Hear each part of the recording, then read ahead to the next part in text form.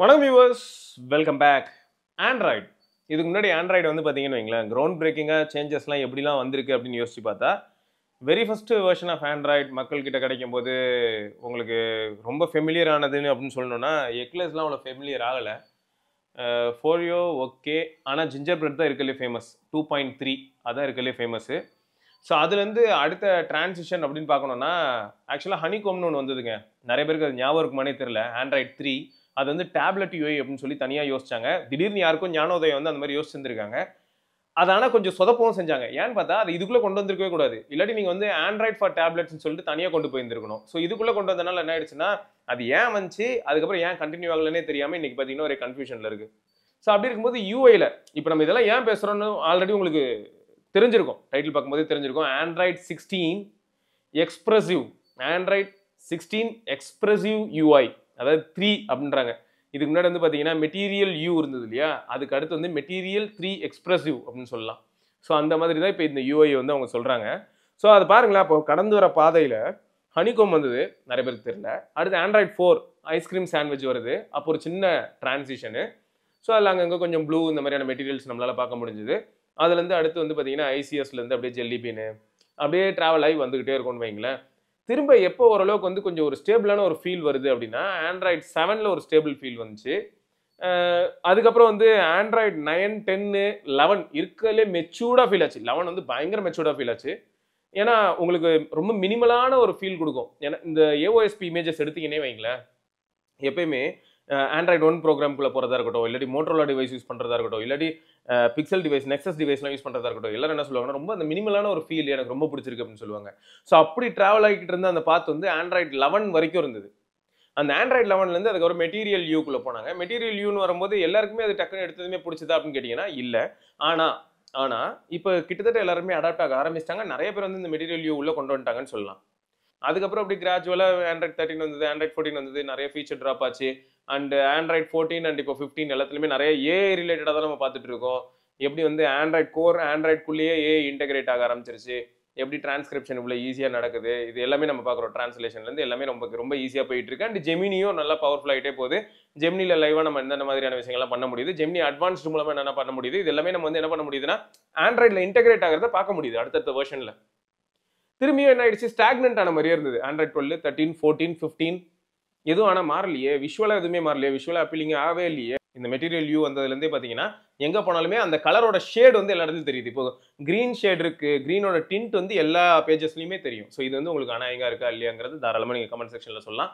எனக்கு இது வரைக்கும் அனாயங்கா தான் இருக்குது. தனியாக ஒரு ஆப்ஷன் கொடுத்துட்டாங்கன்னா சந்தோஷப்படுவேன். இந்த மாதிரி பிச் பிளாக் எனேபிள் பண்ணிக்கோங்க சிஸ்டம் வைட் அப்படின்னு. ரைட்டு. ஸோ இன்னைக்கு இப்போ விஷயத்துக்கு வருவோம். என்னென்ன மாதிரியான சேஞ்சஸ். ஃபர்ஸ்ட் இந்த ஆண்ட்ராய்ட் 16 இது வந்து ஜூன் மாதம் லைவ் ஆகிடுங்க. ஜூன் மாதம் ஸ்டேபிள் வந்துடும். இந்த மே மாதத்தோட எண்டுலேயே பீட்டால இந்த எக்ஸ்பிரசிவ் யூஐ இது வந்துடும். ஸோ அது வந்ததுன்னா பேட்டரி ஐகான் மாறுது, நிறைய ஆப்ஷன்ஸ் மாறுது. ஸோ சிஸ்டம் வைட் எனக்கு எப்படி ஃபீல் ஆச்சுன்னா, நிறைய பேர்கிட்ட இருந்து இப்போ நார்மலாக ஐஓஎஸ் நீங்கள் பார்த்துருப்பீங்க. ஐஓஎஸ்ல ஒரு சில ஃபீச்சர்ஸ் வரும்போது நம்ம எப்படி கமெண்ட் பண்ணுவோம்னா, ஆண்ட்ராய்ட்லேருந்து திருடிட்டியான்னு கேட்போம். அதுமாதிரி ஆண்ட்ராய்டும் ஒரு சில ஃபீச்சர்ஸ்லாம் வந்து பார்த்தீங்கன்னா ஐஓஎஸ்லேருந்து திருடுற மாதிரி இருக்கும். ஸோ மாற்றி மாற்றி ரெண்டு பேருமே கிவ் அண்ட் டேக்கில் போகிற மாதிரி இருக்கும். பட் பிக்சல் எப்படின்னு பார்த்தீங்கன்னா, இப்போ செக்யூர் ஸ்பேஸ்னு ஒன்று வருதுன்னு வைங்களேன். இதெல்லாம் காலகாலமாக ஒரு 4-5 வருஷமாகவே மற்ற ஃபோனில் நம்ம பார்த்துட்டு இருப்போம். அது இப்போ இங்கே புதுசாக வரும். ஸோ அந்த மாதிரி தான் இப்போ நான் இதில் பார்க்கும்போது, இந்த எக்ஸ்பிரசிவ் யூஐயில் பார்க்கும்போது நிறைய விஷயங்கள், நிறைய கஸ்டமைசேஷன் ஆப்ஷன்ஸ் எல்லாமே மற்ற எல்லாருக்கிட்டையும் இருந்ததை இவங்க எடுத்துகிட்டு வர மாதிரி ஃபீல் ஆகுது. இப்போ ஷாமிலேருந்து கொஞ்சம், ஒன் ப்ளஸ்லேருந்து கொஞ்சம், அப்படியே சாம்சங்லேருந்து கொஞ்சம், பேட்டரி ஐக்கான்லாம் பார்க்கும்போது எனக்கு எப்படி இருக்குன்னா ஐஓஎஸ்லேருந்து கொஞ்சம்.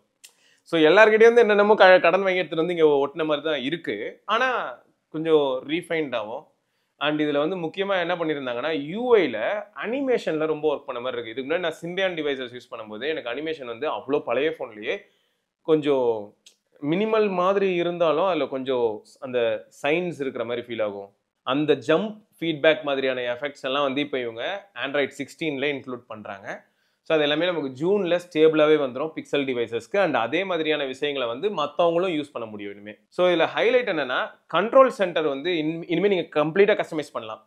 எந்த மாதிரியா ஒரு குவிக் டாகிள்ஸ் இருக்கு இல்லையா கண்ட்ரோல் சென்டரில், அந்த ஒரு டாகிளையுமே நீங்கள் ரீசைஸ் பண்ண முடியும். எங்கே வேணுமோ நீங்கள் மாற்றி வச்சுக்கலாம். இந்த பிரைட்னஸ்க்கான ஸ்லைடரை வந்து நம்ம என்ன பண்ணலாம்னா, இருக்கலே டாப்ல வேணா டாப்ல வச்சுக்கலாம். இப்போ ஆல்ரெடி ஒன் யூஐல நம்ம பார்த்துருப்போம். எதனாலும் எங்கனாலும் மாற்றி வைக்க முடிஞ்சது இல்லையா அந்த கண்ட்ரோல் சென்டரில். அதே மாதிரி இதுலேயும் நீங்கள் வந்து ஃபுல்லாக மாற்றிக்கலாம். குவிக் நோட்டிஃபிகேஷன் ட்ரேல வந்து நிறைய கஸ்டமைசேஷன் ஆப்ஷனை வந்து இப்போ இதில் இம்ப்ளிமெண்ட் பண்ண போகிறாங்க. ஸோ அது எப்படி இருக்குது அப்படிங்கிறத நம்ம யூஸ் பண்ணி பார்க்கலாம். நான் ஆல்ரெடி வந்து இப்போ இங்கே இருக்கக்கூடிய பிக்சல் 7a பிக்சல் 9a இதெல்லாம் என்ரோல் பண்ணி வச்சுருக்கேன். அப்டேட் மட்டும் வரட்டும், பூந்துடலாம் நம்ம. சரியா? அதே சமயம் இந்த மாதிரியான பீட்டாக்குள்ளே போகும்போது நல்லா ஞாபகம் வச்சுக்கோங்க, பீட்டா இன்ஸ்டால் பண்ணி ஜாலியாக எக்ஸ்ப்ளோர் பண்ணலாம். பட் பீட்டாலேருந்து ஸ்டேபிள் வரணும்னா டேட்டா லாஸ் ஆகும் ஃபஸ்ட்டு. செகண்ட், பீட்டாக்குள்ளே போகும்போது நிறைய கிராஷ் ஆகிறதுக்கான ஆப்பர்ச்சுனிட்டிஸ்லாம் அதிகம். ப்ளஸ் டெய்லி டிரைவராக யூஸ் பண்ணும்போது சில விஷயங்கள்லாம் வந்து நமக்கு ரைட். அடுத்து என்னன்னு பார்த்தீங்கன்னா, நோட்டிஃபிகேஷன் ஹிஸ்ட்ரி பட்டன் கண்ட்ரோல் சென்டரில் இருக்கும். நோட்டிஃபிகேஷன் ஹிஸ்ட்ரி நம்ம உள்ளே எனேபிள் பண்ணிட்டோம் அப்படின்னா ஆட்டோமேட்டிக்காக நீங்கள் அதை கிளிக் பண்ணிங்கன்னா இங்கே நீங்கள் கிளியர் பண்ணி விட்ட நோட்டிஃபிகேஷன்ஸ்லேருந்து எல்லாத்தையுமே நீங்கள் பார்க்க முடியும். நீங்கள் மிஸ் பண்ண நோட்டிஃபிகேஷன்லேருந்து எல்லாத்தையுமே நீங்கள் ப்ராப்பராக செக் பண்ணிக்க முடியும். எத்தனை மணிக்கு வந்துச்சு, எப்படி வந்துச்சு, என்ன ஏது எல்லாத்தையுமே நீங்கள் பார்க்கலாம். ஸோ அடுத்து என்னென்னு பார்த்தீங்கன்னா, ஒரு இடத்துலையும் கிளிக் பண்ணும்போது ஒன்று பிடிச்சி ஹோல்ட் பண்ணும்போது ஸோ எல்லா இடத்துலையுமே நீங்கள் இனிமேல் அனிமேஷன்ஸ் பார்க்க முடியும். இன்னும் பெட்டரான அனிமேஷன். நோட்டிஃபிகேஷன்ஸில் இருக்கக்கூடிய ஒரு இண்டிவிஜுவல் நோட்டிஃபிகேஷன், இப்போ வாட்ஸ்அப் நோட்டிஃபிகேஷன் இருக்குன்னா அதை புஷ் பண்ணும்போது கூட உங்களுக்கு ஒரு ஃபீட்பேக் இருக்கும், வைப்ரேஷன் ஃபீட்பேக் இருக்கும். நம்ம ஏதாவது ஒரு சில டாஸ்க் பெர்ஃபார்ம் பண்ணுறோம்னா பிக்சலில் பார்த்துருப்போம். இன்னும் அவங்க பெட்டராகவே இம்ப்ளிமெண்ட் பண்ணுறாங்க அனிமேஷன் ஆஸ்பெக்ட்லையும். ஸோ அதையும் நீங்கள் என்ஜாய் பண்ண முடியும். அடுத்து என்னென்னா நவ்பார்.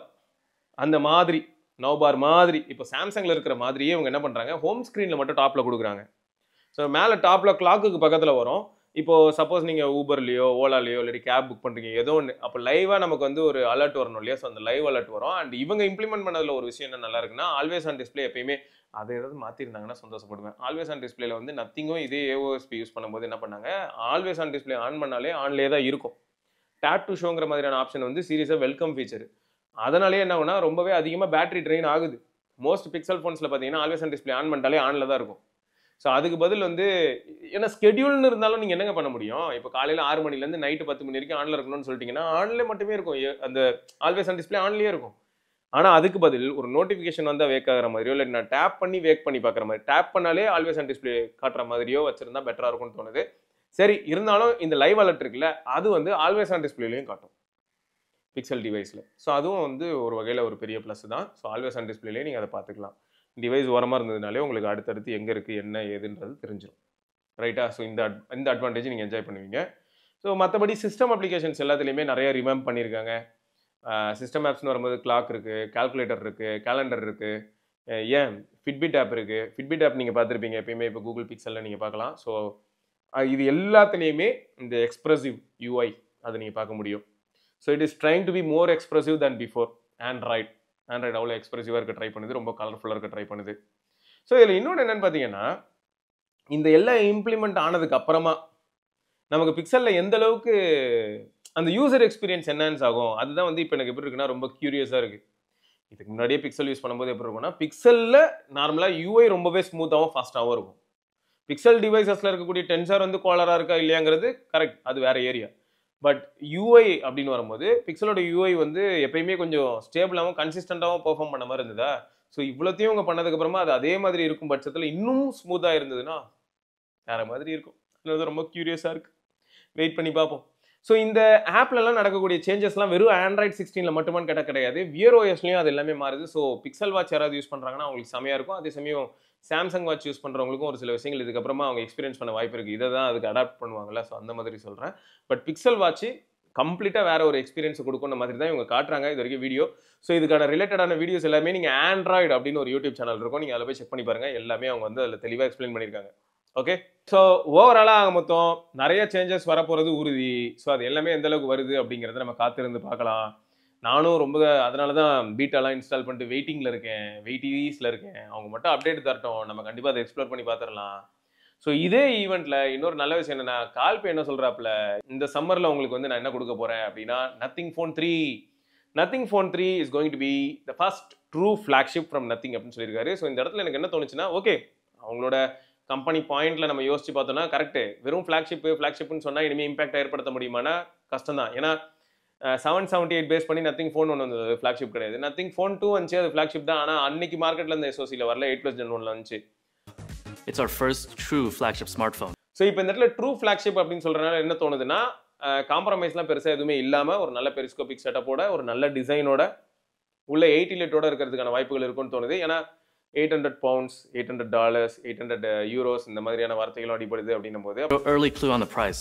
It will land somewhere around £800. இப்போ 80,000 கிட்ட ப்ரைஸ் ஆகிறதுக்கு வாய்ப்பு இருக்குது. அப்படியே சப்போஸ் இந்தியாவில் வந்து 65,000லேருந்து 70,000க்கு ப்ரைஸ் பண்ணாங்கன்னா நத்திங் ஃபோன் 3 நீங்கள் வாங்க வாய்ப்பு இருக்கா? நத்திங் ஃபோன் 65,000 ரூபாய்க்கு மேலே ப்ரைஸ் செய்யப்பட்டுச்சுன்னா OnePlus device OnePlus 13 ப்ரைஸுக்கு நத்திங் ஃபோன் 3 வந்துச்சுன்னா நீங்கள் யாராவது வாங்குவீங்களாங்கிறது தான் இங்கே கேள்வி. மற்றபடி வேற எதுவும் இல்லை. கண்டிப்பாக அவங்க செம்மையாக கான்சென்ட்ரேட் பண்ணியிருப்பாங்க. மெட்டீரியல்ஸில் கான்சென்ட்ரேட் பண்ணியிருப்பாங்க, டிசைனில் கான்சென்ட்ரேட் பண்ணியிருப்பாங்க, கேமரா மாடியூல்ஸ் கேமரா செட்டப்பில் கான்சென்ட்ரேட் பண்ணியிருப்பாங்க. நத்திங் ஃபோன் 3 கண்டிப்பாக சூப்பராக இருக்க போகுது, அதெல்லாம் டவுட் இல்லை. பட் இந்த ப்ரைஸ் மட்டும் தான் இப்போ வந்து இடிக்கிறதுக்கான வாய்ப்புகள் இருக்குது. ஸோ 65,000 ரூபாய்க்கு இன்கேஸ் நத்திங் ஃபோன் 3 வந்தால் நீங்கள் இன்ட்ரெஸ்டடா இல்லையாங்கிறத மறக்காம கீழே கமெண்ட்டில் சொல்லுங்கள். ஸோ ஆக மொத்தம் Android 16 is on the way. Android 16 with expressive UI. அதை வேற அவங்க 3 அப்படின்னு போடுறாங்க. அடுத்த சேஞ்ச், அடுத்த ஐட்ரேஷன் அப்படிங்கிறதுக்காக. சரி, அது எப்படி இருக்குது அப்படிங்கிறத பார்க்கலாம். ரைட்டுங்க. ஸோ தொடர்ந்து நம்ம இன்னொரு பதிவில் சந்திப்போம். அது வரைக்கும் சிவபரணி பார்க்கலாம். பாய்.